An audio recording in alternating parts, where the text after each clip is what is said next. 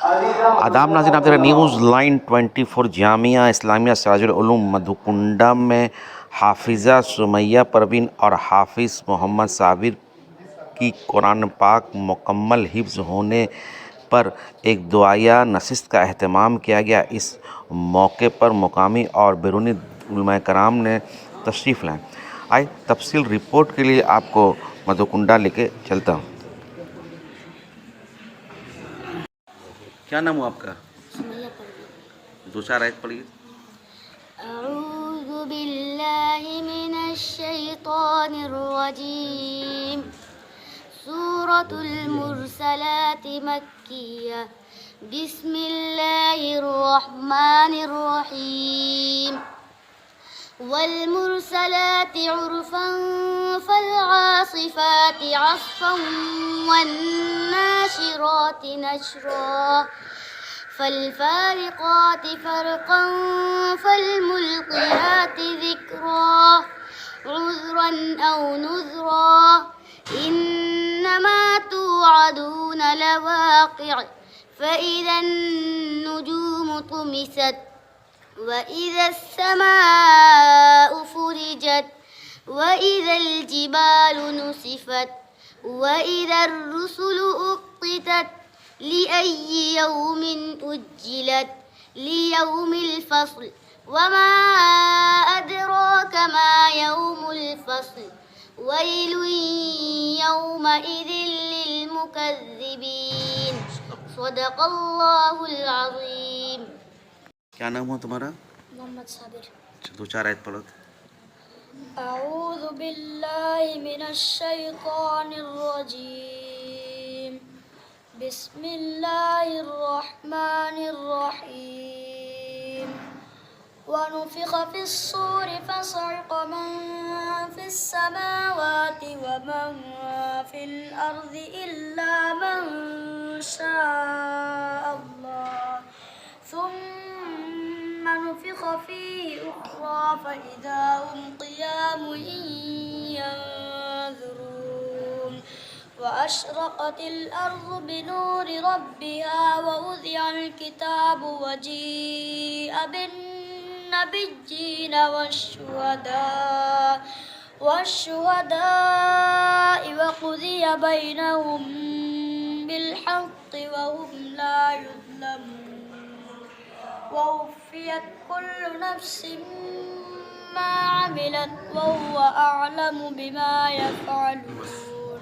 صدق اللہ العظیم. سر کیا نام ہے آپ کا؟ میرا نام ہے منصور عالم. جی سر، کس مدرسے کی اگر بات کی جائے تو ہم لوگوں نے دیکھا نا کہ ایک مختصر علیل میں اس مدرسے نے ایک نمایاں کام انجام دیا ہے اور کافی حفاظ کرام کو ہم لوگوں نے دیکھا کہ یہ اپنے میدان عمل میں لا رہے ہیں. میں چاہتا ہوں کہ ہمارے ناظرین کو آپ مدرسہ کے سنگ بنیاد کے بارے سے اب تک بتائیں کہ اس مدرسے کی سنگ بنیاد کب رکھی گئی اور اب تک آپ لوگ کہاں تک پہنچے ہیں؟ اس مدرسے کی جو سنگ بنیاد ہے 2008 کی رکھی گئی. الحمدللہ 2008 سے مسلسل مدرسہ چلتا ہے اور جو ہے لاک ڈاؤن میں مدرسہ بند ہی نہیں ہوا تھا. اور ہر سال بچے یہاں حفظ مکمل کرتے ہیں اور جو ہے بیٹھک سنانے کے رواج الحمدللہ 1-2 سال سے شروع ہوا ہے. جیسے کہ اس سال ایک بچے اور ایک بچے نے جو ہے پورا مکمل قرآن کریم کو ایک بیٹھک میں سنایا. اور تمام احباب سے دعا بھی ہے کہ آپ حضرات دعا کریں. یہ بیٹھک کی اگر بات کی جائے تو کون کون لوگ شامل ہوئے تھے اس بیٹھک میں؟ کہاں کہاں سے علماء کرام آئے تھے؟ یہ ہمارے ایک اطراف کے جو سامنے ایک منپورہ گاؤں ہے اسی نتوڑیا تھانہ کے علاقے میں، وہاں کے جو پرانے مسجد ہے خطیب امام حضرت مولانا شمس الحق صاحب حافظ و قاری حضرت نے جو بچی کے سنی.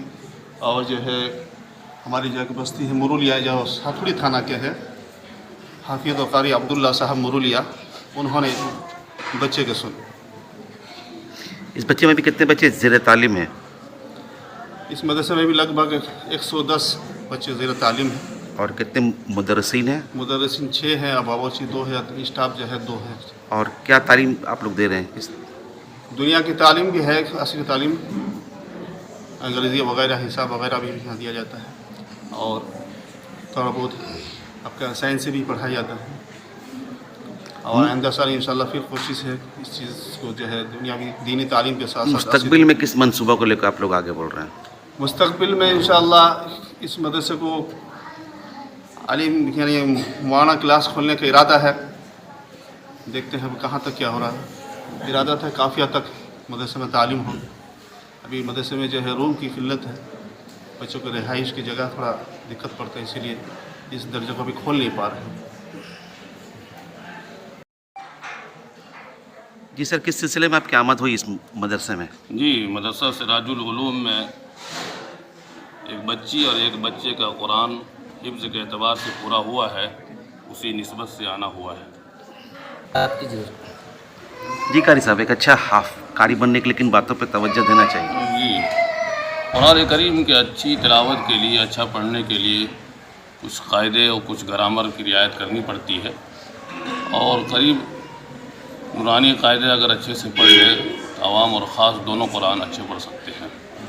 اور جہاں تک مہارت کی بات ہے تو ایک فن مستقل فن ہے, اس میں دسترس حاصل کرنے کے لیے اپنے استاد کے ماتحت میں رہ کر شاگردانہ اور تلمذانہ زندگی اپنانا پڑے گا, تب جا کر اس فن میں ماہر. لیکن ہر مسلمان کو چاہے کہ قرآن اچھے پڑھنے کی کوشش کرے, یہ ہمارے ذمے میں فرض ہے. اور روئے زمین پر قرآن اللہ کا کلام ہے, بابرکت کلام ہے, اور اس سے تعلق ہمارے زندگی کی علامت ہے. عام طور پر ہم دیکھتے ہیں قاری صاحب کچھ بچے حفظ تو ہو جاتے ہیں لیکن کچھ دنوں کے بعد ان کی حافظہ بھی ختم ہو جاتی ہے, پھر وہ قرآن کو بھول جاتے ہیں. تو جو لوگ ایسے ہیں ان کے بارے میں کیا بولیں, ان کو کیا کرے کہ وہ قرآن کو حفظ رکھے تا حیات؟ تو شروع سے جب قرآن حفظ کرنا, جب شروع سے قرآن کریم جب حفظ کرنا شروع کرے تو اسی وقت سے سبق اور سبق پارہ اور آموختہ تھوڑا پکا سنائے. سبق اگر پختہ ہے, اس کے بعد سبق پارہ پختہ ہے, آموختہ پختہ ہے, تو انشاءاللہ دور پھر اس کے اندر نکھار پیدا کرتا ہے. جو قرآن کریم کو 1 پارہ 2 پارہ 10 پارہ جیسے آج بچی اور بچے نے بیٹھک میں قرآن سنایا ہے, دراصل اس کے سبق اور اس کے سبق پارہ اور آموختہ کے اوپر یہ قرآن کی یادداشت. پھر یہ کہ قرآن حفظ کرنے کے بعد قرآن یاد بھی ہو جائے پڑھنے زمانے میں, تو اب اس سے دوری اپنانا یہ ہمارے ذمے میں نہیں ہے, بلکہ جتنی قربت ہو, قرآن جتنی تلاوت کرے, قرآن کو جتنا اپنی زندگی میں عملی اعتبار سے اس کو داخل کرے, اتنی ہی قرآن یاد بھی رہے گا اور عملی زندگی کے اندر نکھار بھی پیدا ہوگا. جی قاری صاحب, یہ آخری سوال ہے کہ عہد حاضر کی اگر بات کی جائے تو ہم لوگ دیکھ رہے ہیں کہ معاشرہ کو سنوارنے میں مدارس کا بہت اہم رول ہے, اور اگر یہ مدارس نہیں ہوتے تو شاید ہم لوگ آج اتنے اچھے اسلام کے حوالے سے کر نہیں پاتے. کچھ مدرسین ہیں جو بہت محنت کرتے ہیں اور دین کے لیے خود پہ معمور کیے ہوئے ہیں, ایسے مدرسین کو کیا بولیے گا جو مدرسہ چلا رہے ہیں, جو خود کو دین کے لیے معمور کیے ہوئے ہیں؟ جی, مدارس اسلامیہ کی بڑی قربانی ہے کہ خدمت دین, حفاظت دین, اشاعت دین کا کام بہت عمدہ طریقے سے مدارس کر رہے ہیں اور ہر زمانے میں کر رہے ہیں. اور فتنوں نے جب بھی سر اٹھایا ہے اس فتنے کا سرکوبی کے لیے ان مدارس نے اہم رول ادا کیا ہے. اور یاد رکھنے کی بات ہے, اور یہ حقیقت سب کے سامنے میں نمایاں ہے کہ مدارس اسلامیہ کی جو سرزمین کی قربانی ہے یہ ایک عظیم قربانی ہے.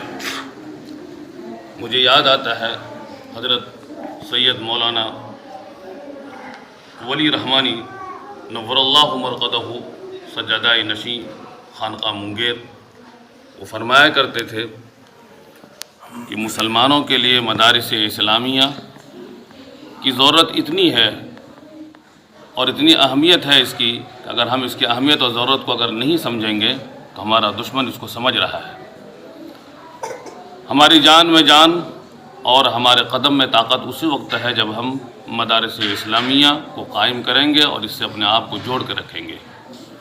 جس دن مدارس اسلامیہ سرزمین سے ختم ہونے لگیں گے, غلط سازشوں کے تحت میں آ جائیں گے, اس دن مسلمانوں کی کمر ٹوٹ جائے گی. اس لیے مسلمانوں کو چاہیے کہ اپنے آپ کو, اپنے اولادوں کو اس مدارس اسلامیہ سے تعلق رکھے اور لوگوں کو رکھوانے کی کوشش بھی کرے. اپنے بچوں کو قرآن پڑھائے اور خود پڑھے, خود پڑھائے, اس لیے کہ قرآن لازوال لافانی نعمت ہے, یہ دولت ہے. قرآن پڑھنا, یہ اچھا پڑھنا قرآن یہ ضروری ہے, اور مقصد ہے قرآنی احکام پہ عمل کرنا. اللہ سے دعا ہے کہ اللہ تعالیٰ پوری دنیا کے مدرسوں کی اللہ حفاظت فرمائے, اور جو مدارس اسلامیہ کے سلسلے میں غلط نظریے رکھتے ہیں وہ مدارس اسلامیہ کی چہار دیواری سے دور ہے۔ اگر وہ سرزمین مدارس اسلامیہ پہ آ جائے تو قرآن کی برکت سے اس کا دل بھی نرم ہوگا، اور یہاں آنے کے بعد اس کو سمجھ میں آئے گا کہ مدارس اسلامیہ کے اندر کوئی ملک کے خلاف کوئی پروپیگنڈا یا کوئی ملک کے خلاف کوئی تعلیم یا کوئی اور دوسرا کام انجام نہیں دیا جاتا ہے، بلکہ اس مدارس اسلامیہ کے اندر جہاں قرآن کی تعلیم ہوتی ہے وہیں پر وطن سے محبت بھی سکھایا جاتا ہے۔